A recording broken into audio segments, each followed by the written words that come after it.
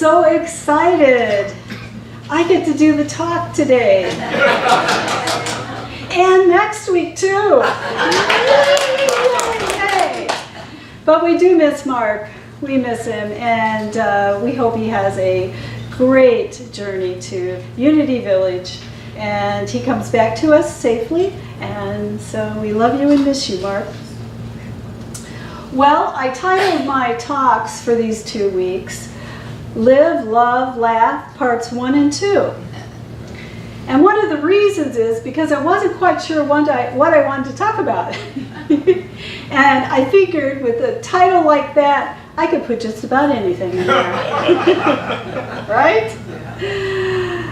Oh, so then reality sets in, and I have to decide what I'm going to talk about. And so I started looking at the words themselves, and I looked at love and laugh, and I thought, those sound really good. I really could have some fun writing about those words, right? Wouldn't you? Well, what happened was I took a look at the word live, and something happened. I began to feel a little sadness. And I was like, what's up with that? You know? Why would the word live trigger sadness in me? So I know that there's negative stuff going around in the world. And I don't have to tell you what that is because we all know what's going on. And I thought, well, it's not that. And I looked at my own life and I said, I'm happy. I feel happy, I feel content. So, okay, what's up? And I don't know about you, but when I run into something like this, where I'm triggered by something, or something feels off, I have to explore it. I have to figure out what's going on with it. So, oh joy, the universe has given me a gift. So explore I have. Wow, I've spent quite a bit of time in using our Unity tools, prayer and meditation, to think and pray and figure out what the heck is going on. I asked the question, why? Why the sadness? And what I discovered about myself is that my life is content. My life is really content. I do the same things a lot of the times. And I don't really shake things up very often. I stay in my comfort zone. You know what I'm talking about? You stay safe because that's what you're used to, and it feels comfortable. So I wanted to find a way where I could push through that comfort zone, where I could add a little sparkle or zest to my life. So I began to do some research. Where in neuroscience, brain science, of course. You know me, I love neuroscience and the brain. And what I stumbled across was very interesting. What I stumbled across was what happens to our brains when something becomes rote or routine. And what happens is that we stop really being able to experience whatever's going on. The brain maps, it's a neural pathway that it maps in the brain. And once it's done that, once it has that map, it's like having a road that has been completed.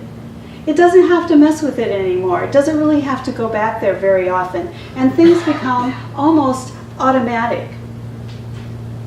And in one way, isn't that great that we don't have to worry about things or think about things all the time? I mean, if we're focusing on things so intensely all the time, what would it be like? Can you imagine what it would be like to be analyzing, judging, assessing things 24 hours a day?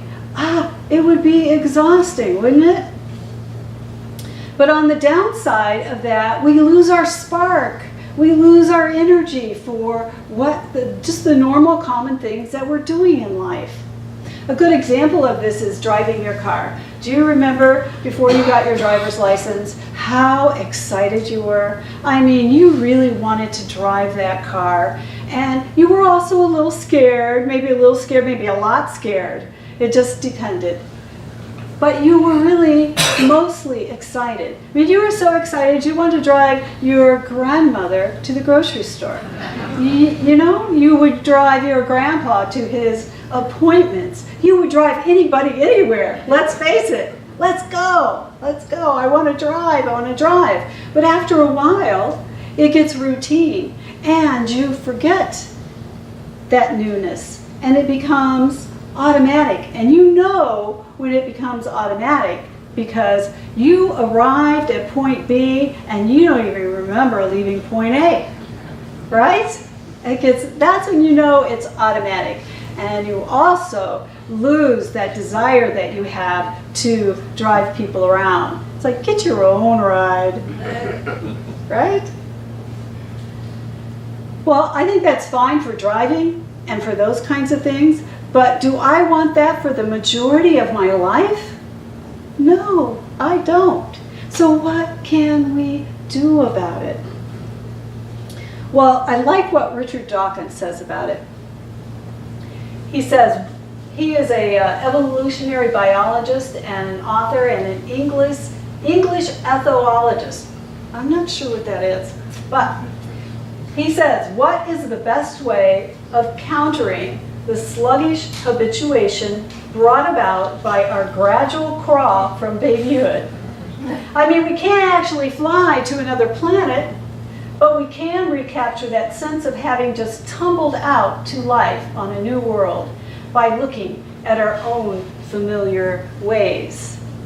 And what are those unfamiliar ways? How can we work with that? By using our emotions, wonder and awe. And the dictionary defines wonder as a feeling of surprise mingled with admiration caused by something beautiful, unexpected, unfamiliar, or inexplicable. It is a desire or curiosity to know something. And awe is a feeling of reverential respect mixed with fear or wonder. The verb is to inspire with awe. And how we make this happen, I think, is described in this next quote by Kelly Bulkeley, who is the author of The Wondering Brain. And what he says is, what distinguishes wonder from all the other emotions is the way it precedes reflective thought. It comes before we can judge something to be good or bad, helpful or dangerous, pleasurable or painful. So what happens is it really opens us up to something new, something different.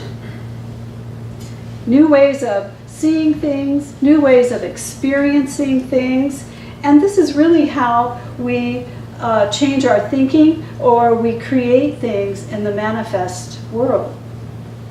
It brings all our senses to life, all our five senses, because that's really how we experience our world, whether it be inside of us or outside of us. It's our five senses. And how often do we do that as an adult? I mean, I don't think we do that very often. And instead, I think what happens is we get caught up in doing things over and over and over again, and without much thought, until one day we are asking ourselves, why do I feel sad about a word called live? And other people might be asking, is this all there is to life? What is my purpose? I Googled that, what is my purpose, to see how many results came. It was 27 million. Yeah, a lot of people are looking. And why don't I feel excited about my life anymore? So I'd like to show you a YouTube video, and it's based on the brain research, the neuroscience that I was telling you about. And it also talks about the importance of awe in our lives.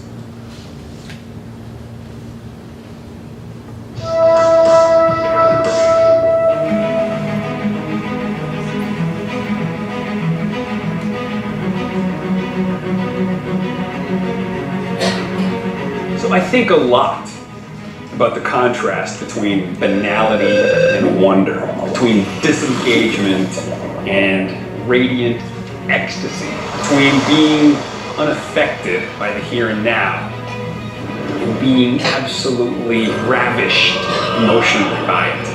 And I think one of the problems for human beings is mental habits. Once we create a comfort zone, we rarely step outside of that comfort zone. But the consequence of that is a phenomenon known as hedonic adaptation. Overstimulation to the same kind of thing, the same stimuli again and again and again, renders said stimuli invisible. Your brain has already mapped it in its own head, and you no longer literally have to be engaged by that. We have eyes yet see not, ears that hear not, and hearts that neither feel nor understand. There's a great book called The Wondering Brain that says that one of the ways that we elicit wonder is by scrambling the self temporarily so that the world can seep in. You know, Henry Miller says even a blade of grass, when given proper attention, becomes an infinitely magnificent world in itself. You know, Darwin said attention, if sudden and close, graduates into surprise, and this into astonishment, and this into stupefied amazement. That's what rapture is. That's what illumination is. That's what that sort of infinite comprehending awe that human beings love so much. And so how do we do that? How do we mess with our perceptual apparatus in order to have the kind of emotional and aesthetic experience from life that we render most meaningful? Because we all know those moments are there. Those are the moments that would make final cut. Only in these moments we experience afresh the hardly bearable ecstasy of direct energy exploding on our nerve endings. This is the rhapsodic, ecstatic bursting forth of awe that expands our perceptual parameters beyond all previous limits. And we literally have to reconfigure our mental models of the world in order to assimilate the beauty of that download. That is what it means to be inspired. The Greek root of the term means to breathe in, to take it in. We fit the universe through our brains and it comes out in the form of nothing less than poetry. We have a responsibility to awe.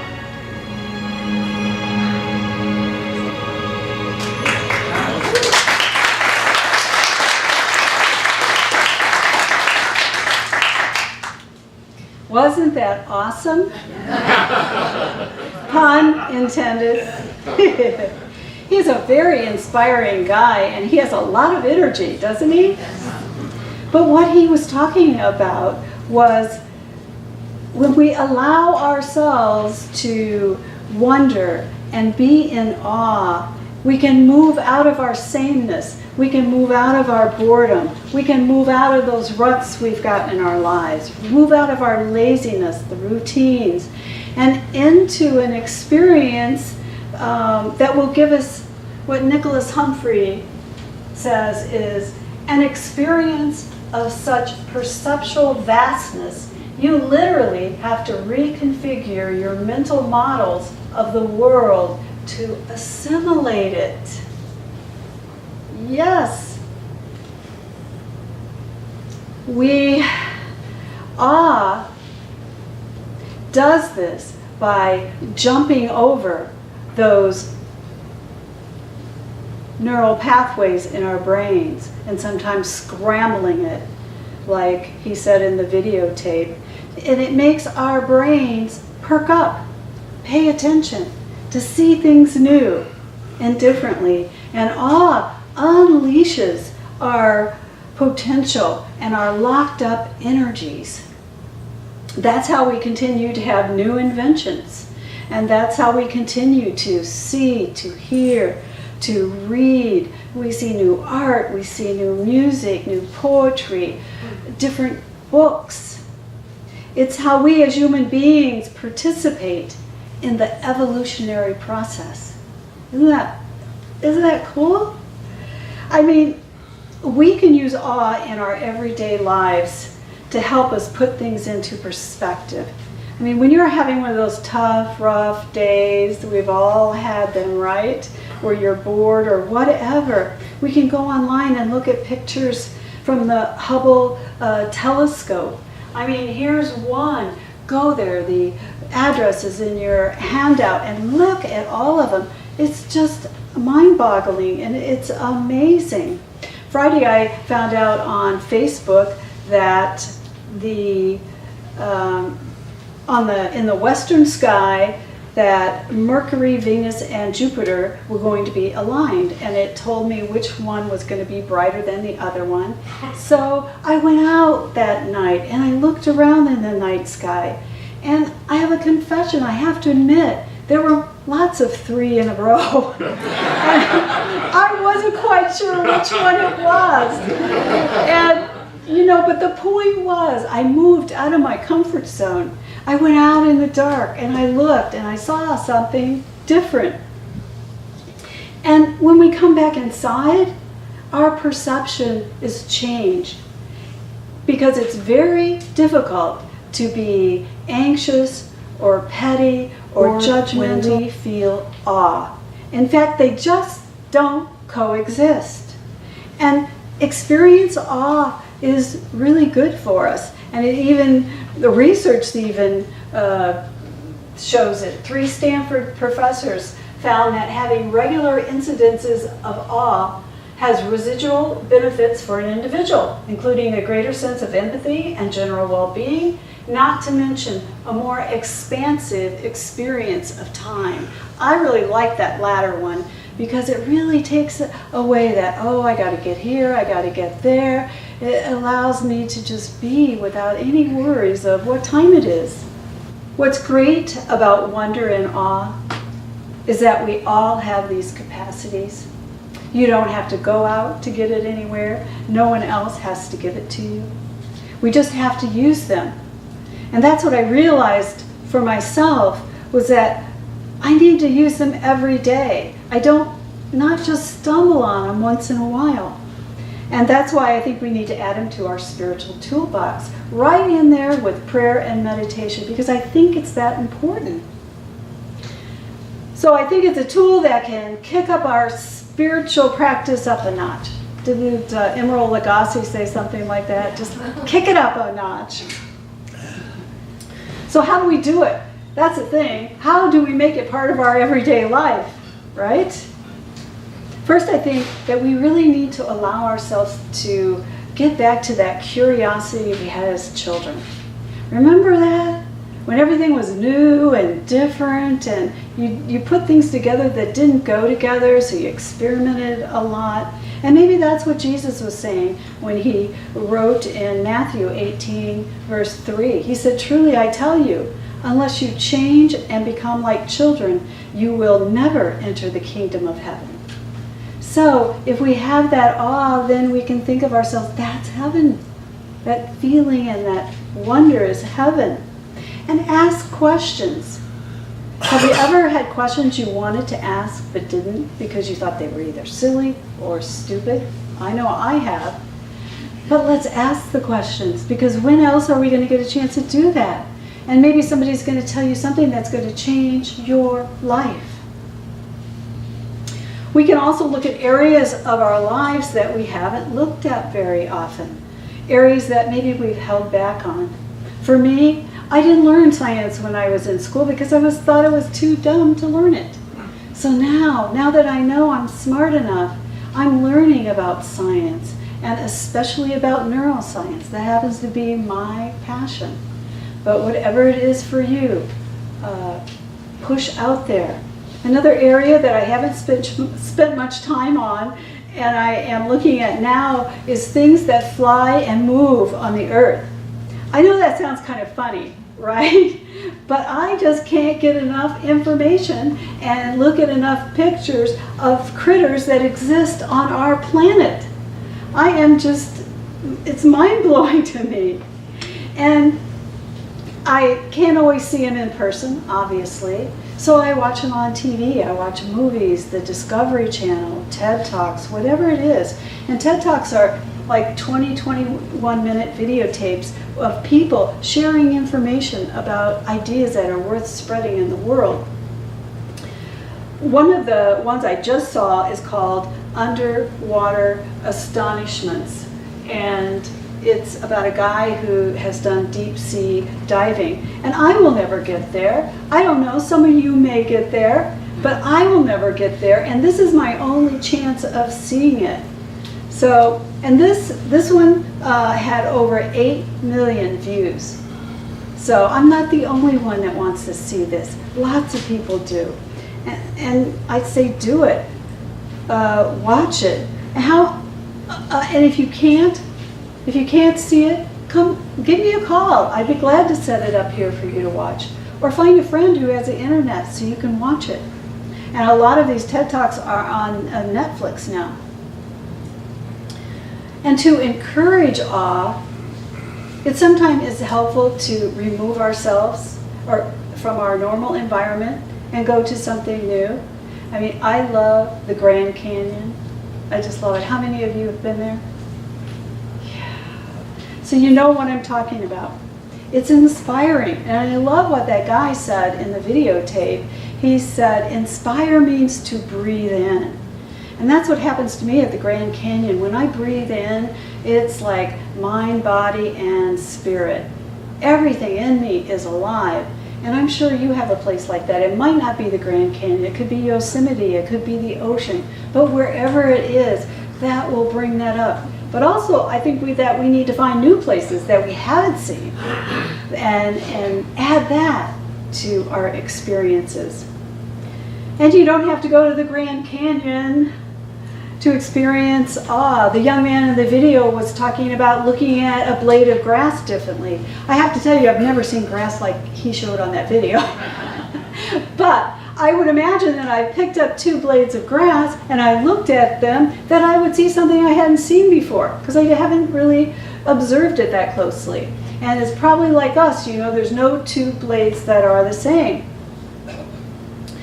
So, and you can do it in your own backyard. You can do it in your backyard. You can go to the park. It's all there. I know that what happens for me is I walk the green belt that's near our house and I don't wear my glasses. I have an interesting experience. I see coyotes that turn out to be rocks. I see bunnies that turn out to be, you know, branches. So it's a very, very interesting walk. Yeah, but seriously, it means consciously looking at things differently. And you can do it anywhere, anytime. That's the wonderful thing about it. And it doesn't have to be in nature. You could read a book, watch a movie, listen to a TED Talk on the internet. It's viewing things, creating things, writing, observing, talking to people, and observing people. Cooking, meditating, eating. You know, all of it. There are just so many options that it's no wonder that we don't do it more often. So these are the ways that I've thought of that we can bring awe and wonder into our lives on a day-to-day basis. Now, I did have a book that came into my inbox yesterday. You know, divine timing. It could have been like a couple days ago. That would have helped even more. But it's such a great book that I wanted to share it with you and at least let you know about it. It's called How to Be an Explorer of the World by Carrie Smith. And she's got 59 ideas for how to get creatively unstuck by engaging with everyday objects and your surroundings in novel ways. And they did provide 13 of them, which I put in your bulletin, so you can look at them later. I'm definitely going to go buy this book. So if you want to buy it too, go to our Spiritual Resource Center. Therese can order it for you, and she can have it sent to your home free. But I think it is going to be, for those of us that need a little guidance and help on a day-to-day basis, I think it'll be something that's good to use. So in closing, I hope that you have been inspired to add wonder and awe to your everyday life. And I pray that you have a kicked up spiritual practice and that you don't have any days of boredom or ruts, which I know you're going to. So if you do, I invite you to get on the internet, go to the Hubble telescope page, or walk outside and look up at the clouds. I hear we have the most amazing clouds here in Auburn. Have you heard that too? Yeah. And also go out in the night sky and look at the stars, because I believe that it's going to put you right back on track. I know it has me. So see you next week for part 2. Thank you.